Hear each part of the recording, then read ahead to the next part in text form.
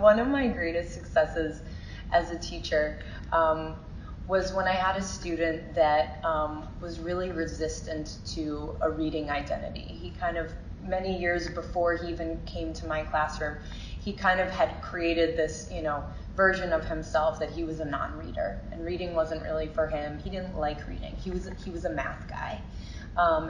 And so when we were having book clubs and we were starting these, this new unit, he was, a bit resistant to working with the other students. He was a bit resistant to the book choices that they had. Kind of none of them were a good fit for him. And so we were talking about who had a strong reading identity in his life. And he was really proud to talk on and on about his grandmother and how she was an amazing reader. She even read the news after watching the news, which baffled him.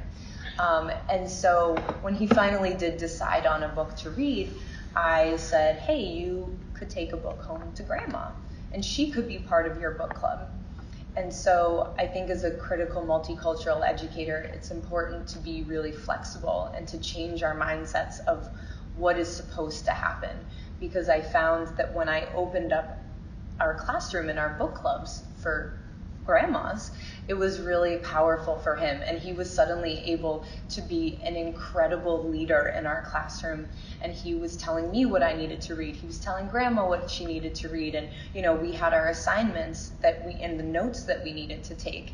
And so it was really powerful to see that when I let go of what I thought a teacher was supposed to be and solving these issues of reading in the four walls, and when I opened up that concept to his family, to his community, to who was important in his life, then he was a much more successful reader, and he was able to step into a newer identity for himself.